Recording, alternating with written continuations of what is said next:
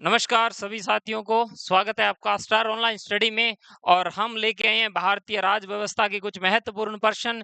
जैसा कि आपको पता है सीईटी भर्ती चल रही है और उसमें भारतीय राज व्यवस्था की काफी महत्वपूर्ण भूमिका रहती है, जिसमें आज हम सीईटी के कुछ जो प्रश्न है उनके बारे में चर्चा करेंगे। जो कुछ क्वेश्चन है उनके माध्यम से हम कोशिश करेंगे सभी टॉपिकों तक पहुंचने का। तो आज हमारे जो प्रश्न है उनके बारे में चर्चा करते हैं कि किस किस तरीके से कौन कौन से प्रश्न रहेंगे और उनकी क्या भूमिका है और क्या महत्व है। चलिए हम बात करते हैं संविधान के प्रश्न से। पहला नागरिकता से संबंधित पहला प्रश्न है, जहां पर पूछा गया है कि पाकिस्तान से आकर भारत में नागरिकता प्राप्त करने संबंधी प्रावधान जो किया गया है उसका वर्णन किया गया है, निम्नलिखित में से किस अनुच्छेद में किया गया है। यानी कोई जो पाकिस्तान से अगर भारत आ रहा है तो उसके लिए क्या प्रावधान किस अनुच्छेद में किया गया है। तो अनुच्छेद 6 में इसका वर्णन किया गया है। सबसे पहले हम नागरिकता के बारे में बात करते हैं। नागरिकता का प्रावधान भारत के संविधान के भाग 2 में मिलता है। भाग 2 में इसका उल्लेख मिलता है। अगर हम बात करें 2 में मिलता है तो अनुच्छेद 5 से लेकर 11 तक मिलता है। वहीं भाग 1 जो संघ राज्य क्षेत्र के लिए है उसमें भाग अनुच्छेद 1 से लेकर 4 तक वर्णन है। और नागरिकता संविधान का भाग 2 जिसमें 5 से लेकर 11 तक इसके बारे में अपने को जानकारी मिलती है। तो ये नागरिकता का जो प्रावधान है संविधान के भाग नंबर 2 में मिलता है। संविधान के कुल भाग कितने? 22 भाग, 395 अनुच्छेद और 12 अनुसूचियां ये अपने को देखने को मिलती है। तो पाकिस्तान से आकर भारत में नागरिकता प्राप्त करने वालों के लिए अनुच्छेद 6 में प्रावधान किया गया है। 6 में प्रावधान किया गया है। तो अनुच्छेद 7 में क्या किया गया है? अनुच्छेद 7 में भारत से जो पाकिस्तान को जाने वाले लोग हैं उनके बारे में वर्णन किया गया है। जब वो पाकिस्तान चले जाएंगे तो उनकी नागरिकता समाप्त हो जाएगी, अनुच्छेद 7 कहता है। और अनुच्छेद 8 कहता है भारतीय मूल के लोगों को जो नागरिकता दी जाएगी, यानी जो कोई विदेश में रह रहा है उसका दादा नाना नानी कोई अगर भारतीय है तो उसे भारत की नागरिकता दी जा सकती है। वहीं बात करें अभी जो सीईटी ग्रेजुएशन लेवल वाला पेपर हुआ था उसमें पूछा था कि नागरिकता संबंधी कानून बनाने का अधिकार किसके पास है? वो संसद के पास में है। ये संविधान का अनुच्छेद 11 कहता है। 11 के अनुसार नागरिकता संबंधी कानून बनाने का जो प्रावधान है वो किस अनुच्छेद में है? अनुच्छेद 11। और ये शक्ति किसकी है नागरिकता के संबंध में प्रावधान करने की? तो वो शक्ति है भारतीय संसद की शक्ति है। तो इस प्रकार ये नागरिकता से संबंधित हमारा पहला प्रश्न। आगे हम चर्चा करेंगे नागरिकता से ही जुड़ा हुआ दूसरा है। अगर हम बात करें नागरिकता, साथियों अगर आपको ये वीडियो अच्छी लगती है तो चैनल को जरूर सब्सक्राइब करना, लाइक करना और अपने दोस्तों के साथ में शेयर करना ताकि ज्यादा से ज्यादा पहुंच सके। और अगर आपको अच्छी लगे तो कमेंट करना, पॉजिटिव नेगेटिव जैसा भी आपको लगता है वैसे करना। नागरिकता के लोप हो जाने का एक नियम क्या है? यानी भारत का संविधान ये क्या कहता है कि नागरिकता कब ली जा सकती है? क्या परिवार से बिछड़ने पर किसी की नागरिकता ली जा सकती है? नहीं, परिवार से बिछड़ जाएं तो नहीं ले सकती, क्योंकि आपने गदर मूवी में देखी थी। अगर अमीषा पटेल अपने पिता से बिछड़ गई थी लेकिन उसकी नागरिकता नहीं गई थी, तो परिवार से बिछड़ जाने पर आपका नागरिकता नहीं जाएगी। क्या भ्रमण करने पर, भारत से विदेश जाने पर भारत की नागरिकता जा सकती है? बिल्कुल जा सकती है, लेकिन यहाँ पर भ्रमण की बात की है, अर्थात घूमने के लिए जा रहा है। घूमने जा रहा है मतलब, घूमने से मतलब क्या है? इससे मतलब ये है कि कोई कुछ समय के लिए विदेश गया है तो भ्रमण करने को जा रहा है, उसकी नागरिकता नहीं जाएगी। शिक्षा के लिए कोई पढ़ने जा रहा है, पढ़ने के लिए जा रहा है तो उससे क्या भारत की नागरिकता चली जाएगी? बिल्कुल नहीं जाएगी। भारत के लाखों विद्यार्थी कनाडा, यूएसए कहीं कहीं पर जाते हैं पढ़ने के लिए, वो जा सकते हैं, उनकी नागरिकता नहीं जाएगी। लेकिन अगर आप देश के साथ धोखा करते हो, गद्दारी करते हो, देशद्रोह करते हो, तो भारत का संविधान ये शक्ति रखता है कि आपकी नागरिकता को खत्म किया जा सकता है। तो देशद्रोह का अपराध सिद्ध होने पर भारत की नागरिकता से वंचित किया जा सकता है, वंचित किया जा सकता है। तो हमें ये देखना होगा कि नागरिकता का अंत कैसे होता है। नागरिकता का जो अंत होता है वो होता है अपने दूसरे विदेश की नागरिकता ले ले या देश के साथ देशद्रोह कर ले तो उसकी नागरिकता समाप्त हो सकती है। आगे हम चर्चा करेंगे, अगले प्रश्न पर जाएंगे। अगले प्रश्न पर हम जाएंगे, एक व्यक्ति नागरिकता के अधिकार को कैसे खो सकता है और एक कारण हो सकता है इनमें से कौन सा है। एक व्यक्ति किसी दूसरे देश में 2 महीने के लिए चला जाता है तो खो सकता है, बिल्कुल जा सकता है, उसे जाने से नहीं रोका जाएगा, उसे वो अपनी मर्जी से जा सकता है, 2 महीने की कोई बात नहीं है, इसीलिए ये इसकी नागरिकता नहीं खोएगा। एक व्यक्ति दूसरे राज्य की नागरिकता ले ले, इस पे आगे बात करेंगे। एक व्यक्ति राज्य के लिए कर्तव्यों का प्रदर्शन नहीं कर रहा है तो उसकी नागरिकता ले लेंगे, नहीं, बिल्कुल गलत है, हम उसकी नागरिकता नहीं ले सकते हैं। कोई व्यक्ति अपने कर्तव्यों का अगर पालन नहीं कर रहा है तो इसका कतई ये मतलब नहीं होता कि वो उससे नागरिकता ले ली जाए, तो ये तो नहीं हो सकता। एक व्यक्ति बहुराष्ट्रीय कंपनी में काम करता है तो इस वजह से मल्टीनेशनल जो कंपनीज है अगर उसमें कोई काम करता है तो अपने ये नहीं है कि उससे नागरिकता ले लेंगे, ये कतई नहीं है, वो काम कर सकता है। अगर हम चर्चा करें कि वो कंपनी में काम कर सकता है, लेकिन यहाँ पर जो ऑप्शन बी है वो क्या कहता है, वो कहता है एक व्यक्ति दूसरे राज्य की अगर नागरिकता लेता है तो उसकी नागरिकता स्वयं भारत से समाप्त हो जाएगी। मान लीजिए कोई व्यक्ति अमेरिका की नागरिकता ले लेता है तो उसकी भारत की नागरिकता समाप्त हो जाएगी। ध्यान रखना, अगर कोई व्यक्ति लगातार 7 वर्ष से विदेश में रह रहा है उसकी भारत की नागरिकता अपने आप समाप्त हो जाएगी। इसके बाद हमारा अगला प्रश्न है, निम्नलिखित में से कौन सी शर्त भारत की नागरिकता प्राप्त करने के लिए नहीं है। ध्यान रखना, अधिवास। देखिए जी, आप भारत में कहीं पर भी रह रहे हैं, आप भारत में कहीं पर भी रह रहे हैं, आप रह सकते हो, परमानेंट रह रहे हो कहीं पर भी, अधिवास रेजिडेंस, कोई व्यक्ति भारत में निवास करके भी भारत की स्वतंत्र भारत में वह अधिवास के तहत नागरिकता प्राप्त कर सकता है। अगर बात करें पंजीकरण अर्थात रजिस्ट्रेशन के माध्यम से भारत की स्वतंत्रता क्या ली जा सकती है, बिल्कुल ली जा सकती है। जो नागरिकता दी जाती है वो पंजीकरण के माध्यम से भी दी जा सकती है, तो वो ऑप्शन ये भी सही है। लेकिन हमने तो ये देखना है निम्नलिखित में से कौन सी शर्त भारत की नागरिकता प्राप्त करने के लिए नहीं है। पंजीकरण वाली तो है, अधिवास वाली है, वंशकर्म। अब ये वंशकर्म क्या होता है, जैसे कोई व्यक्ति है जो रह रहा है कनाडा में, कनाडा में रह रहा है या अमेरिका में रह रहा है, अमेरिका में रह रहा है, और ये कोई बंदा है जिसका नाम सोहन है जो रह रहा है यहाँ पर, सोहन, मोहन या रमन, ठीक है जी, ये रह रहे हैं, मान लो कहाँ रह रहे, कनाडा और अमेरिका में रह रहे, इनकी दादी नानी है ना, या तो दादी या दादा या नाना या नानी कोई भारत से थे तो वो भारत की नागरिकता लेने के लिए क्या होंगे, पात्र होंगे, यानी वो ले सकते हैं। वंशकर्म के आधार पर भी भारत की नागरिकता ली जा सकती है।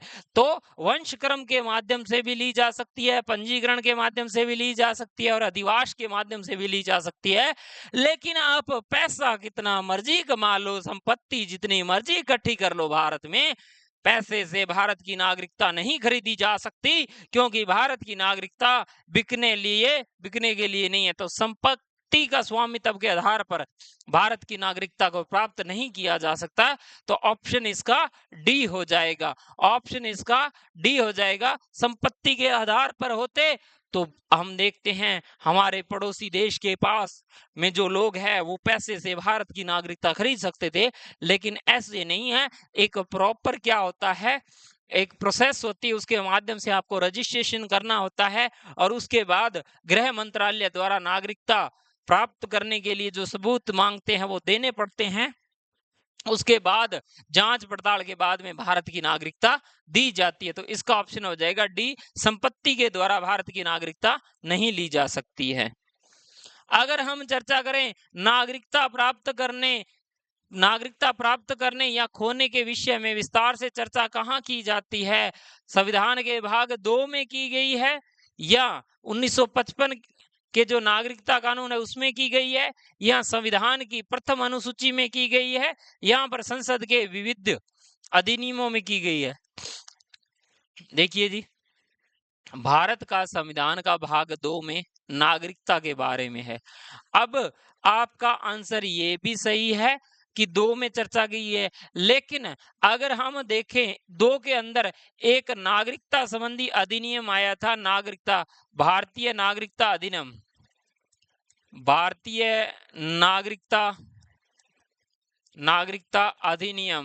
अधिनियम कब आया था? 1955 में आया था और इसमें बताया था कि भारत की नागरिकता 5 प्रकार से क्या है, ली जा सकती है।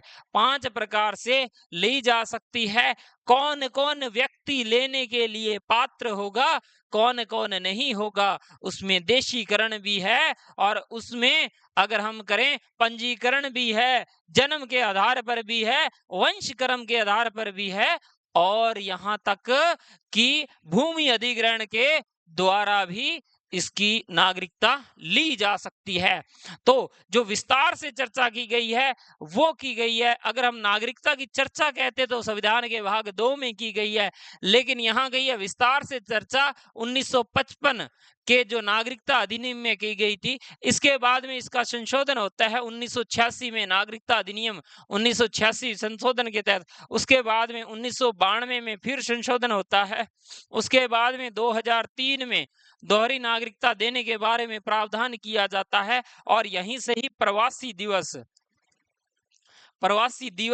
दिवस के बारे में चर्चा की जाती है। प्रवासी दिवस प्रत्येक 7 जनवरी से 9 जनवरी को मनाया जाता है और ये क्यों मनाया जाता है? क्योंकि कभी 9 जनवरी को गांधी जी की वापसी हुई थी और वो समय था 1915 का। 9 जनवरी 1915 को गांधी जी की भारत वापसी होती है। कहां से होती है? अफ्रीका से होती है। अफ्रीका क्यों गए थे गांधी जी? वहां पर वकालत करने के लिए गए थे। भारत कब आए थे? 1915 में आए थे। कब आए थे? 9 जनवरी को आए थे। 9 जनवरी को हम प्रवासी दिवस मनाते हैं। प्रवासी दिवस में क्या होता है? विदेश में जो भारत के लोग रह रहे हैं उनका भारत के साथ संबंध जोड़ने के लिए प्रत्येक वर्ष हम प्रवासी दिवस मनाते हैं, यानी उनको भी ऐसे लगे कि हमारा भारत के साथ संबंध अभी भी है, इसीलिए प्रवासी दिवस मनाया जाता है।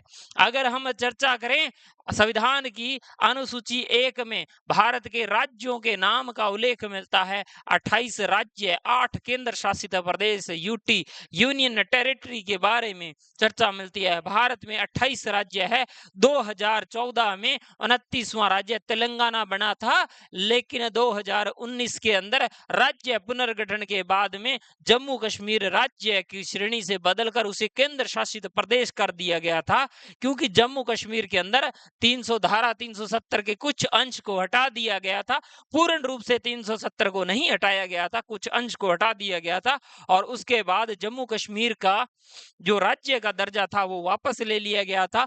आज की अपडेट है, जो अभी नए मुख्यमंत्री बने जम्मू कश्मीर में, उन्होंने अपने जो विधानसभा में जो जम्मू कश्मीर को पूर्ण राज्य बनाने का दर्जा है उसे बनाने का प्रस्ताव पारित कर दिया है। आप जल्दी ही जम्मू कश्मीर को एक नया राज्य बनता देखोगे, अर्थात जो पुराने वाला वो स्थिति में आ जाएगा और भारत के जल्दी ही 29 राज्य होने वाले हैं। ये आज की अपडेट है। अगर हम बात करें संविधान के विविध क्या है, अधिनियमों में। तो ये बात कही गई है यहाँ पर, नागरिकता के संबंध में अलग अलग अनुच्छेदों में चर्चा की गई है, लेकिन इसमें जो ज्यादा सही होगा वो होगा भारतीय नागरिकता अधिनियम 1955 में विस्तार से चर्चा की गई है। तो इसका ऑप्शन हो जाएगा बी। अब हम बात करते हैं ऐसे सभी, यहां पर क्या है, जो खाली है उसको भरना है। ऐसे सभी व्यक्ति जो डैश डैश या उसके पश्चात भारत में जन्म ग्रहण किया है, उन्हें जन्मजात भारतीय नागरिकता समझा जाएगा।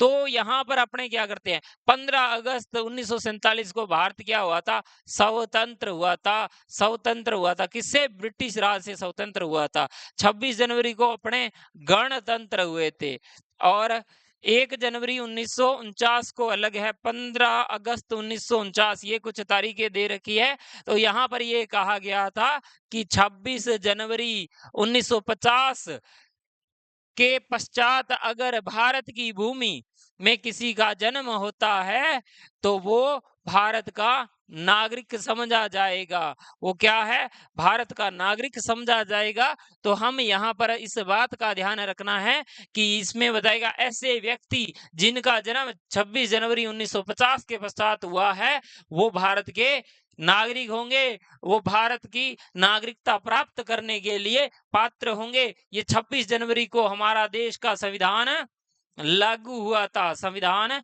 लागू हुआ था।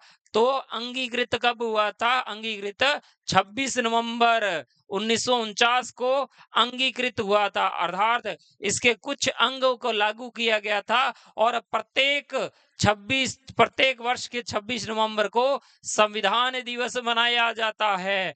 अगले सामने एग्जामिनर पूछ ले कि संविधान दिवस कब मनाया जाता है, 26 नवंबर को मनाया जाता है। सामने वाला घुमा के पूछ ले कब से मनाना शुरू किया था, तो आप बता देना 2015 से मनाना शुरू किया था। क्यों मनाना शुरू किया था, क्योंकि संविधान निर्माता डॉक्टर बाबा साहिब अम्बेडकर की 125वीं जयंती थी। इस उपलक्ष्य पर भारत के प्रधानमंत्री नरेंद्र मोदी जी ने घोषणा कर दी कि प्रत्येक वर्ष 26 नवंबर को हम संविधान दिवस के रूप में मनाएंगे। तो क्या डॉक्टर भीमराव अंबेडकर जी का जन्म 26 नवंबर को आता है? नहीं, बिल्कुल नहीं। उनका जन्म तो 14 अप्रैल को हुआ था, लेकिन 26 नवंबर को भी महत्वपूर्ण दिन घोषित करना था, क्योंकि इस दिन हमारा देश का संविधान अंगीकृत हुआ था। तो अंगीकृत हुआ था। अगर पूछ ले उस वर्ष साल कौन सा था जब 1949 में जब अंगीकृत हो रहा था, विक्रमी संवत पूछ ले तो विक्रमी संवत आंख बंद करके लगा देना, विक्रमी संवत 2006 था। यहाँ पर मिति मार्ग शुक्ल शीर्ष सप्तमी के दिन विक्रमी संवत 2006 को भारत का संविधान लागू होता है। और अगर हम बात करें 26 जनवरी 1950 को, ये बात कही गई है, और 24 जनवरी 1950 को भारत में राष्ट्रपति का पद आ जाता है, और भारत के पहले राष्ट्रपति बनते हैं डॉक्टर राजेंद्र प्रसाद। राजेंद्र प्रसाद चुने जाते हैं 24 जनवरी 1950 को भारत के राष्ट्रपति चुने जाते हैं। तो ऑप्शन इसका बी हो जाएगा। आगे हम चर्चा करें कि भारतीय संविधान के अंतर्गत भारत के नागरिकों को वे कौन से अधिकार प्राप्त है जो गैर नागरिकों को नहीं है। पहले तो ये समझो कि नागरिक होता क्या चीज है। नागरिक, नागरिक क्या सभी लोग होंगे?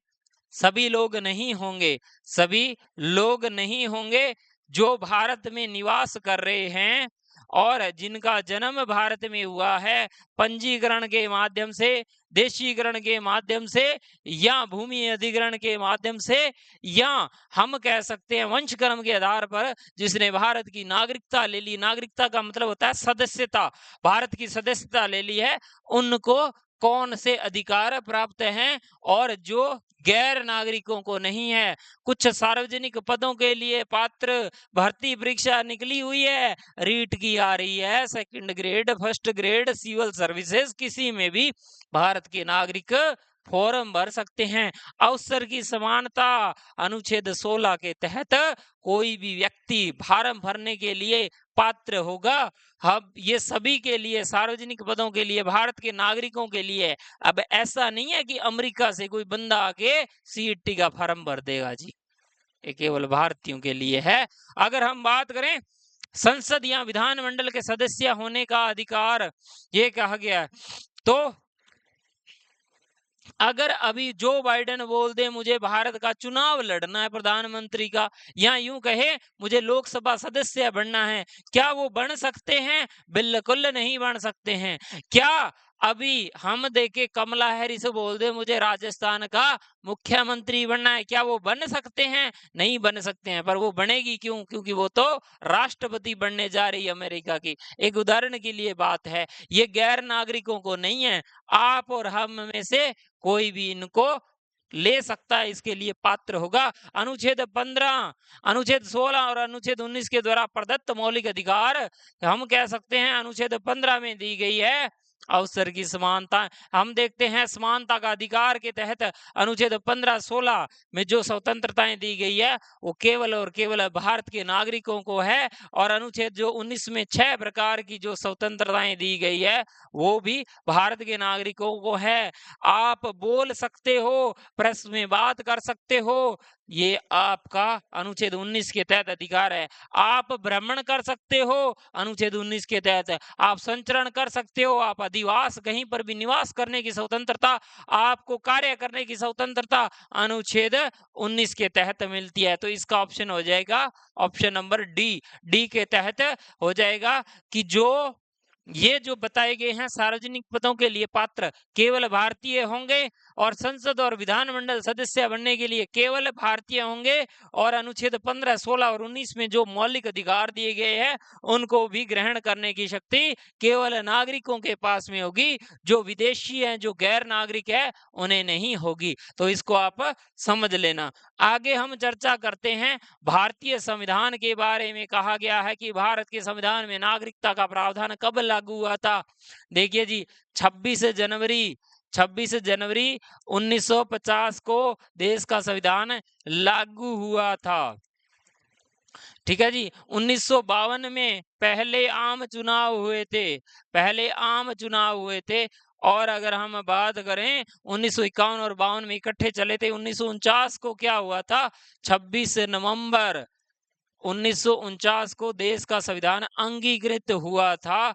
अंगीकृत होने के बाद में ये प्रावधान किया गया था कि भारत के नागरिकों के लिए सोचा जाए, अनुच्छेद 5-6 को लागू करवा दिया गया था। तो इसमें भारतीय संविधान के नागरिकता संबंधी जो अपने को प्रावधान मिलता है वो 1949 में मिलता है। 26 जनवरी 1950 में तो ये कहा गया था कि इसके पश्चात अगर किसी का जन्म भारत में होता है तो वह भारत का नागरिक होगा। भारत की भूमि पर किसी का जन्म होता है तो वो भारत का नागरिक होगा। तो ऑप्शन नंबर इसका बी सही रहेगा। आगे हम चर्चा करते हैं, हमारा अंतिम प्रश्न की तरफ बढ़ रहे हैं। भारतीय संविधान के निम्नलिखित में से कौन सी एक नागरिकता प्रदान करता है? यानी भारतीय संविधान में कौन सी एक नागरिकता को प्रदान करता है? क्या भारत के संविधान में एकल नागरिकता है, या दोहरी नागरिकता है, या दोनों ही है जी, या इनमें से कोई नहीं है जी? पहले तो ये समझिए एकल नागरिकता क्या होती है जी।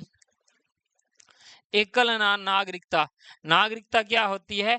हम देखते हैं कि पूरे देश की एक ही पहचान होती है, अलग पहचान नहीं होती है। वो चाहे इस कोने में हो, इस कोने में हो, या इस कोने में, या इस वो उस क्षेत्र का ही माना जाता है। और दोहरी नागरिकता का मतलब ये होता है कि उसकी पहचान दो होती है, एक उसके राज्य की होती है और एक उसके देश की होती है। तात्पर्य क्या, यहाँ पर पहचान अलग होगी, यहाँ पर पहचान अलग होगी, और इस पूरे रीजन की पहचान अलग होगी। तो इसे दोहरी नागरिकता कहते हैं। लेकिन भारत में तो एकल नागरिकता पाई जाती है। और एकल नागरिकता हमने कहां से ग्रहण की? इंग्लैंड से ग्रहण की। इंग्लैंड से हमने एकल नागरिकता ली। आपको दोहरी नागरिकता किस देश में है? अमेरिका में, यूएसए में। अमेरिका में दोहरी नागरिकता है। इंग्लैंड से हमने क्या लिया? प्रधानमंत्री और मंत्री परिषद, इसके अलावा संसद, विधि का शासन हम देख सकते हैं। अगर हम कहें, हमने जो भारत की जो संसद का ढांचा है वो हमने कहाँ से लिया? इंग्लैंड से लिया। अमेरिका से क्या लिए? फंडामेंटल राइट्स, मूल अधिकार हमने कहाँ से लिए? अमेरिका से। और हमने क्या लिया अमेरिका से? सर्वोच्च न्यायालय। और हम देखते हैं स्वतंत्र न्यायपालिका स्वतंत्र रूप से कार्य करेगी, ये हमने अमेरिका से लिया। अमेरिका में कौन सी नागरिकता? दोहरी नागरिकता। भारत में कौन सी नागरिकता? एकल नागरिकता। ध्यान रखना, 2019 से पहले जम्मू कश्मीर में जो नागरिकता थी वो अलग थी, और भारत की और जम्मू कश्मीर की नागरिकता थी। जम्मू कश्मीर इसका एक तरीके से अपवाद था, लेकिन अब राज्य पुनर्गठन 2019 के बाद में अब पूरे भारत की नागरिकता नागरिकता है, किसी को भी दोहरी नागरिकता नहीं है। तो इसका आंसर हो जाएगा ए, भारत में एकल नागरिकता का प्रावधान पाया जाता है।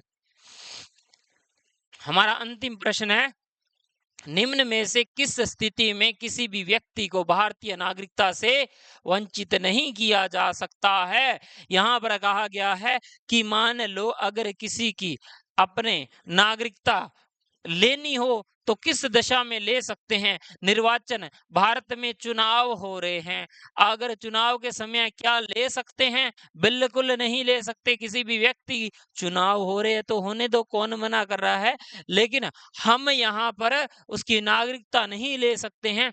अगर बात करें युद्ध चाह रहा है, भारत में अनुच्छेद 352 के तहत क्या है? राष्ट्रीय आपातकाल लगा हुआ है, और आपातकाल के दौरान क्या भारत की नागरिकता जा सकती है? बिल्कुल नहीं जा सकती है। तो ऑप्शन ये भी हो जाएगा। अगर हम कहें आपातकाल में भी उसकी नागरिकता बनी रहेगी, युद्ध के दौरान शत्रु देश आक्रमण कर देता है तो भी उसकी नागरिकता बनी रहेगी। उसके बाद में हम आपातकाल के दौरान इमरजेंसी लगी हो तो क्या जा सकती है? बिल्कुल नहीं जा सकती है। तो ये कहा गया, निम्नलिखित में से किस स्थिति में भारतीयों की नागरिकता से वंचित नहीं किया जा सकता? इन किसी भी मामले में वंचित नहीं किया जा सकता था। इसका ऑप्शन नंबर हो जाएगा डी। ये 10 महत्वपूर्ण प्रश्न हैं जो आपके संविधान के भाग 2 से जुड़े हुए थे, और संभावना है इससे प्रश्न बाहर नहीं जाएगा। भाग 2 में जो है अनुच्छेद 5 से लेकर अनुच्छेद 11 तक पूछा जाता है कि संविधान के भाग 2 में क्या है? नागरिकता। किस अनुच्छेद से शुरू होकर किस अनुच्छेद तक है? अनुच्छेद 5 से लेकर अनुच्छेद 11 तक उल्लेख मिलता है। इसमें अनुच्छेद 11 सबसे महत्वपूर्ण है, यानी नागरिकता संबंधी कानून बनाने की जो शक्ति है वो भारत की संसद के पास में है, और ये अनुच्छेद 11 कहता है। अगर किसी नागरिकता के संबंध में कानून बनाना है तो ये शक्ति भारत की संसद के पास में है। राष्ट्रपति, प्रधानमंत्री मत कर देना, संसद करना है।